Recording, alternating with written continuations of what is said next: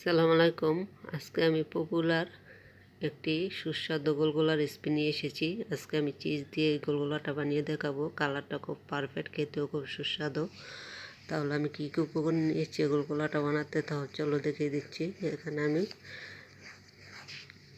যে উপকরণ নিয়েছি তোমরা অবশ্যই ফলো করবে। নিয়েছি 1 বাটি ময়দা, নিয়েছি 1 বাটি চিনি শিরা করার জন্য, নিয়েছি 1 বাটি পাউডার মিল্ক গুঁড়ো দুধ, নিয়েছি 1 বাটি গরম পোলার, 2 চামচ চিনি ও 1 চামচ ইস্ট, 1 চামচ বেকিং পাউডার ও 2টি ডিম।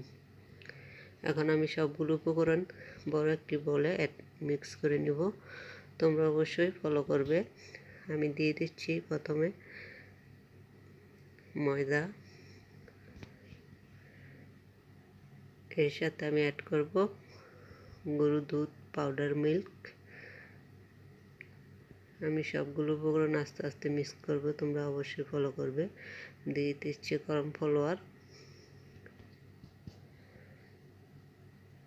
এর সাথে আমি এখন অ্যাড করব 2 চামচ চিনি, অ্যাড করব বেকিং পাউডার। এখন আমি হাত দিয়ে মিক্স করে নিব।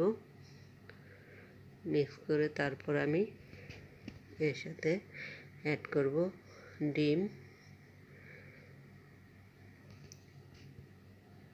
ডিম অ্যাড করে আমি যে ইস্টটা নিয়েছি, ইস্টটা আমি নর্মাল পানি দিয়ে গুলে নিব।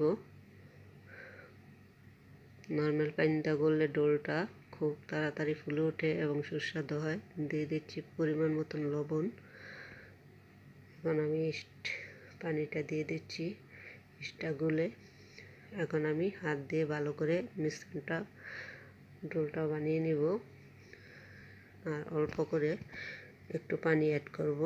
আমি 2টি ডিম নিয়েছি, তোমরা চাইলে একটাও নিতে পারো।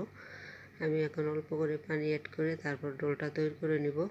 পানিটা অবশ্য তোমরা আস্তে আস্তে দিবে, একসাথে দিবে না। একসাথে দিলে হয়তো ডোলটা পাতলা হয়ে যাবে। আমার একবারের পানি ডোলটা খুব পারফেক্ট হয়েছে, দেখতে পাচ্ছ। আমার মতো ডোল বানাতে হলে ঠিক আমার এই রেসিপিটা ফলো করতে হবে। আমি এই ডোলটা 30 মিনিটের জন্য গরম কোনো জায়গায় ঢেকে রেখে দেব। এখন আমি আমার ডোলটা হয়ে গেছে, দেখতে পাচ্ছ। 30 মিনিট পর আমার এই ডোলটা ফুলে দ্বিগুণ হয়ে গেছে, দেখতে পাচ্ছ। এখন আমি যে চিনি শিরা 1 বাটি চিনি নিয়েছিলাম, এখন শিরা করে নেব। আমার চিনি শিরাটা বলক এসে গেছে, দেখতে পাচ্ছ। এখন আমি চিনি শিরাটা কতটুকু পাতলা হয়েছে দেখিয়ে দিচ্ছি। আমি এই চিনি শিরা রেসিপিটা আর একটা রেসিপি ফিক্সেশন বক্সে দেওয়া আছে, তোমরা চাইলে ওখান থেকে দেখে নেবে। আমি এই চিনি শিরাটা এখন চুলাটা বন্ধ করে আমি গোলগোলাগুলো বানাতে শুরু করব। আমার চিনি শিরাটা হয়ে গেছে, এখন আমি চুলা থেকে নামিয়ে নিচ্ছি। ও নিয়েছি কিছু ক্রিম চিজ কেটে ছোট ছোট করে নিয়েছি। এরকম করে ও চিজগুলো দিয়ে আমি এখন গোলগোলা বানানো শুরু করব। চিজগুলো আমি সব এখন আমি যেই আজিনাটা করেছি ডোলের উপরে সবগুলো ক্রিম চিজ এরকম করে সাজিয়ে নিচ্ছি।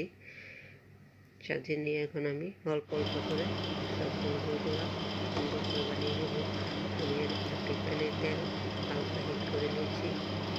এখন একটা একটা করে আমি সবগুলো গোলগোলা এরকম করে দিয়ে বেছে নেব।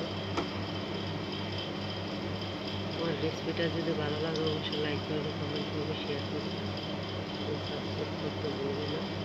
সাথে থাকা বেল আইকনটি ক্লিক করে দেবে। আমার নতুন নতুন রেসিপিগুলো পেতে হলে তোমাদের কাছে নোটিফিকেশন পৌঁছে যাবে।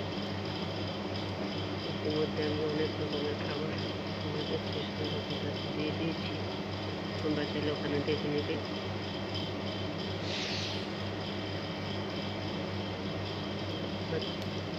গোলগোলাগুলো হচ্ছে চুলার রাস্তা 2 মিনিটে, তারপর গোলগোলাগুলো আসতে হবে। চুলাটা আস্তে দিয়ে বাড়ানো যাবে না। সবগুলো গোলগোলা করা হয়ে গেছে। এখন সবগুলো গোলগোলা দেখতে পাচ্ছি কালারটা এরকম করে দিতে পারবে। সবগুলো গোলগোলা রেডি, তারপরে আমি উঠিয়ে নেব। আমার এই রেসিপিটা ফলো করলে তোমাদের গুলগুলাগুলো এরকম খেতে হবে এবং সুস্বাদু হবে। আমার গুলগুলাগুলো হয়ে গেছে, এখন আমি একটু চিনি শিরা দিয়ে পরিবেশন করবো। আমি একটু বড় চিনি শিরা নিয়েছি, এখন গুলগুলা দিয়ে তার মধ্যে মিক্স করে নিচ্ছি। খাবারটা খুব সুন্দর হয়েছে এবং খেতে খুব সুস্বাদু হয়েছে। তোমরা অবশ্যই ট্রাই করবে, ভালো লাগলে অবশ্যই ঘরে করে খাবে। তাহলে আর দেরি করছি না, এখন রাখছি। আল্লাহ হাফেজ।